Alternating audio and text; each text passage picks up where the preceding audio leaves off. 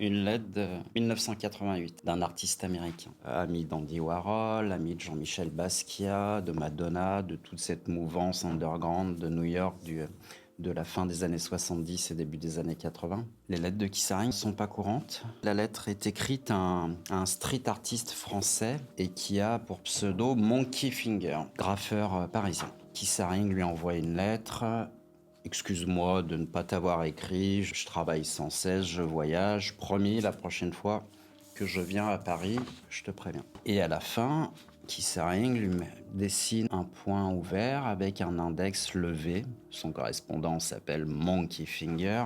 Et Keith Haring dessine ces petits rayons de radiant, c'est comme ça qu'il les appelait. Un symbole très connu qui est toujours représenté dans l'œuvre de Keith Haring, c'est le Radiant Baby, où on voit un petit bébé à quatre pattes avec des rayonnements autour. Et cette lettre date de juillet 1988, comme l'indique le cachet postal. Et malheureusement, 1988, c'est une date tragique dans la vie de Keith Haring, parce que un mois après cette lettre, il va apprendre qu'il est atteint du virus du sida. Et là, tout bascule dans sa vie et dans son œuvre. Plutôt que de s'écrouler, il décide de mettre son œuvre et l'argent qui va avec au service de la cause contre le sida.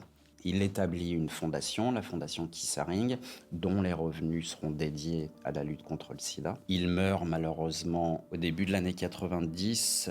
On oublie aujourd'hui que dans les années 80, le sida faisait des ravages incroyables dans le monde entier. La maladie n'était pas maîtrisée, elle ne l'est toujours pas totalement aujourd'hui, mais à cette époque-là, c'était colossal, particulièrement dans la communauté homosexuelle dont Haring faisait partie.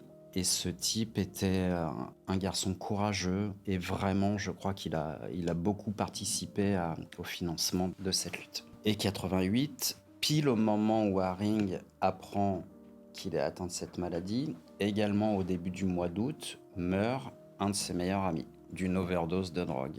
Et ce meilleur ami s'appelait Jean-Michel Basquiat, figure internationale du monde de l'art. C'est peut-être une des dernières lettres de Keith Haring écrite dans l'insouciance de la liberté. C'est très émouvant. Et c'est vrai que c'était une victime emblématique du sida, Keith Haring.